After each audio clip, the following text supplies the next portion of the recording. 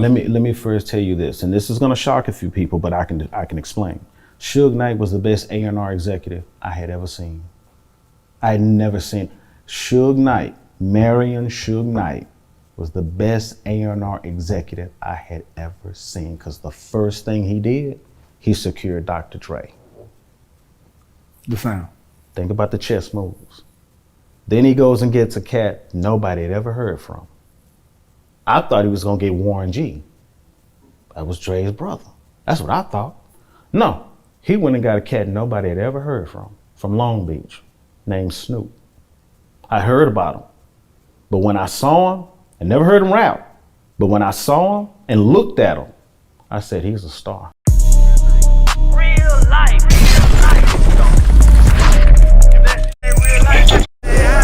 It ain't real life. Just say real life street stars. Know what time it is. Talk When to I me should- about the West Coast boot camp. Okay, guys, the West Coast made records. When Pac used this term, a military mindset, that's real. The way the West Coast made their records, the way they structured their records, the way they promoted their records was state of the art. I had never seen anything that smooth before. The way Dr. Dre set up his recording process, the way Interscope took those recordings, I saw the handoff, I saw the marketing, I saw the promotions. Coming from the sense of being a musician, yeah, I understand music, I can play. I understand the E flat, a C sharp from a D natural, but joining Death Row and Interscope, I learned what I didn't know. When I learned how they promoted records, when I saw how DJ Quick could make an 808 sing like nobody I've ever seen before, once I was immersed into their West Coast culture, I brought that back to Dallas in sense of what I learned. Now, let me give Rap-A-Lot credit.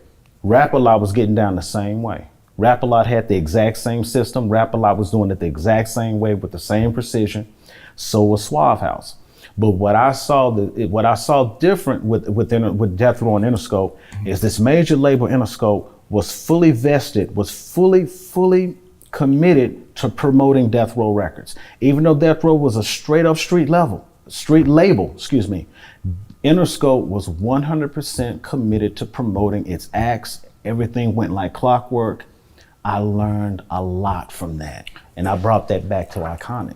So talk to me about the welcoming to Death Row, like the infrastructure and everything, like stuff that you experienced that you brought back to Dallas. But talk to me about that experience. Like, let me first tell you this, and this is gonna shock a few people, but I can explain.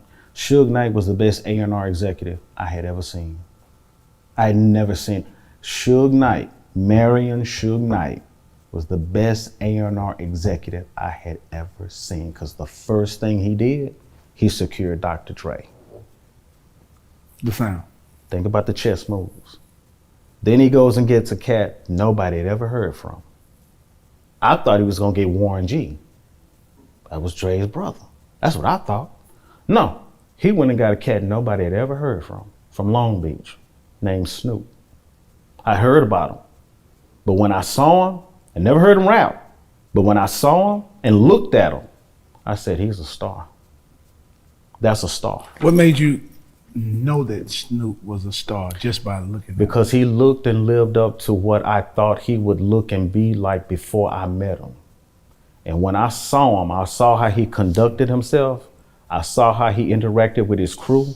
I saw the respect they gave him. I was out hustling hard. See, I'm from Dallas. I'm watching. I ain't from here. I'm catching the ball. I'm acting right. Yeah. When I saw how Snoop conducted himself and how they conduct and how, man, I don't care what Snoop did. Suge was like, okay, fine.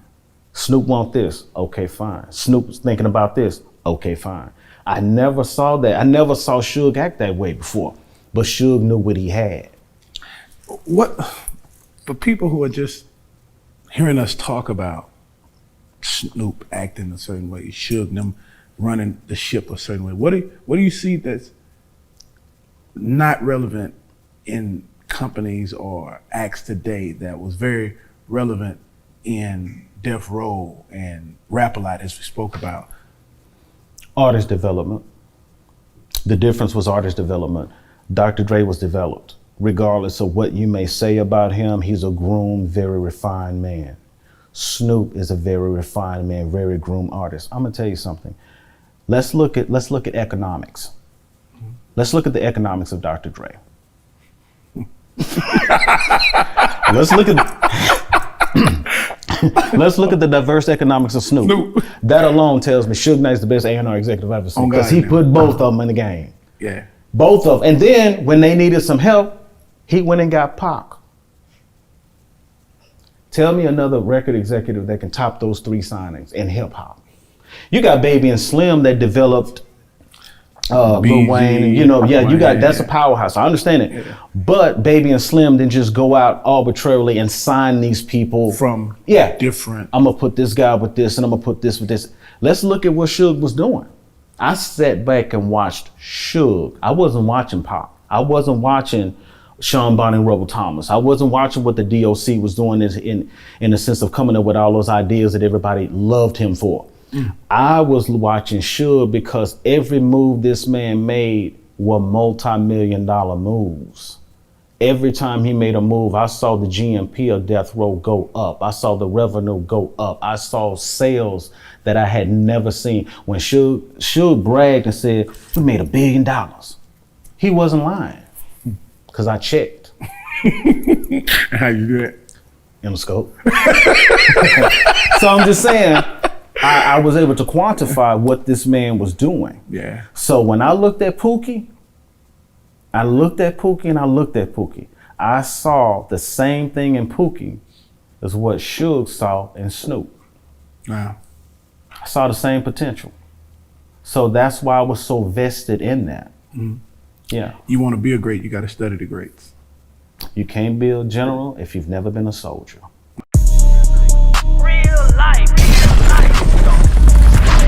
If that shit ain't real life, It ain't real life. Just a real life street stars. Know what time